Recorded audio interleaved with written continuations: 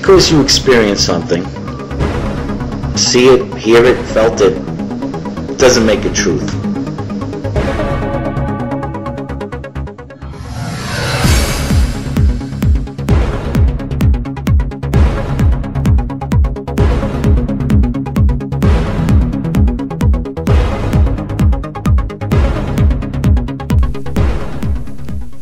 Hey YouTube, how you doing? Brother John here, third proverb, Modern Deism.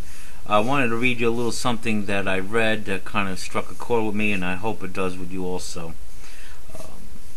Universality of Truth. Truth is. The truth of any message has always existed and will exist throughout eternity. When teachers catch the spiritual vision of it, it is only that they may become the transparency for truth to the world. True, the world will always want to rid itself of this truth, will want to crucify it.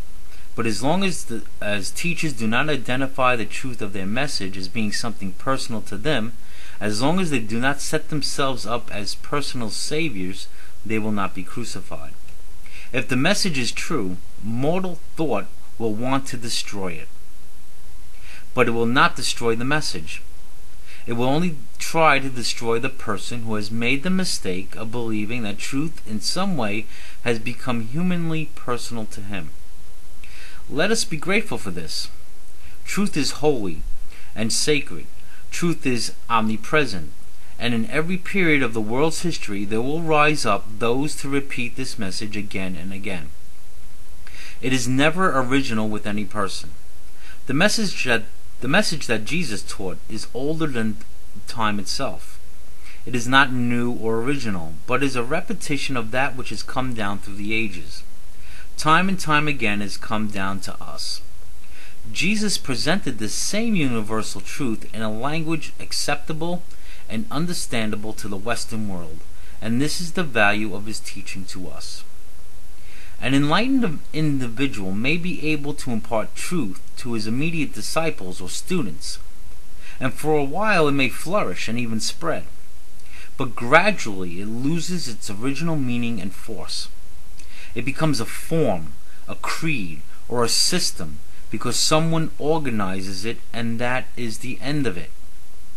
Truth cannot survive in an organization because every organization has a head. And the moment there is a head, there has to be someone at the right hand and someone at the left hand. Then the competition begins, as does the trouble, contention, and dissension. The individual who has caught this spiritual vision, the one who has rediscovered universal truth, gives it in as clear language as he knows at the moment. But the interpretation of those who follow is based on their diverse educational and environmental backgrounds, and so each one understands it in an entirely different way. The result is that by the time 2 or 3 generations have gone by, no one agrees on what the teaching was or is. That's from a section called the Universality of Truth. And I think that some of you are realizing that in your own church, your own meetings, your mosque, your temples, that there is something missing. And I believe there is an awakening is going on. That there are individuals in every church, every meeting, that are sensing that something is missing. It's very easy to go to our church meeting, our synagogue, and feel good about ourselves, and pat ourselves on the back and think, "Oh, I've done my duty for the week." And we go, and it seems it's the same pattern. You're sensing it.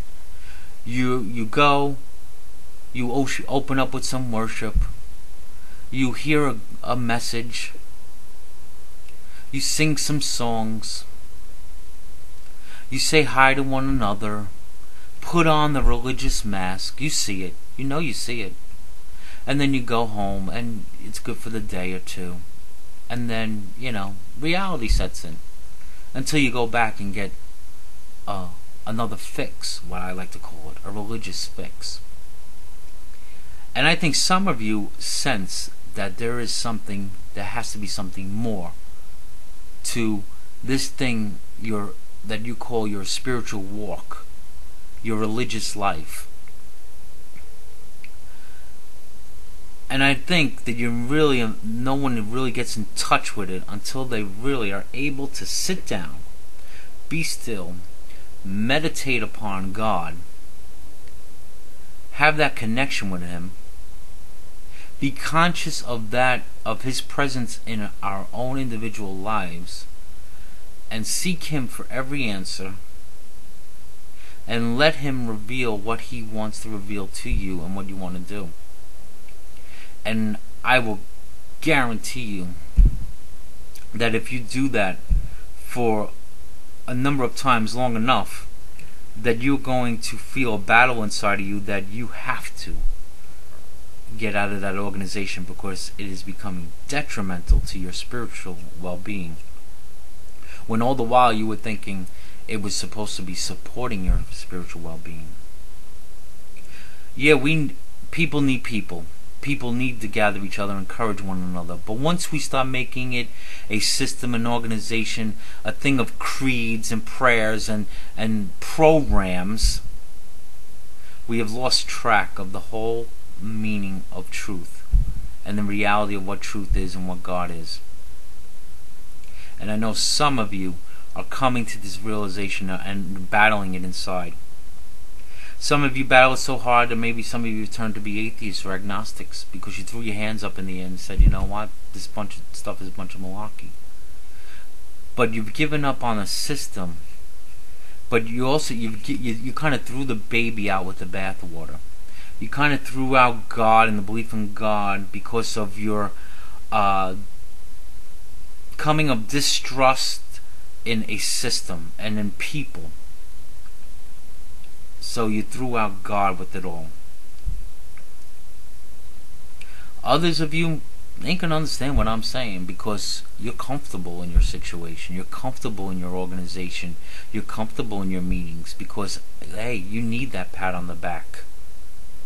Okay? It's your fix. It's like a drug almost. And some of you, I know a lot of you ain't gonna like hear what I'm saying, but religion can be a drug. And I know a lot of you say, well, I'm not in religion, I'm in a relationship. But you know what?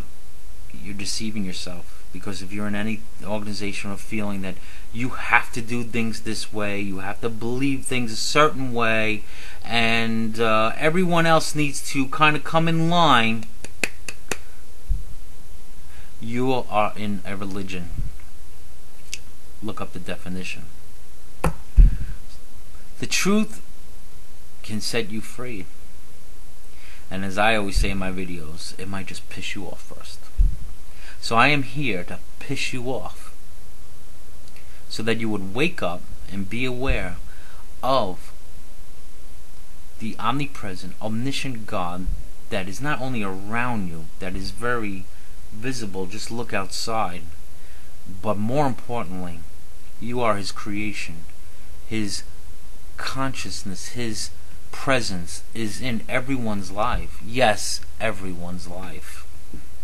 Some are just not awakened to it. They're not aware of it.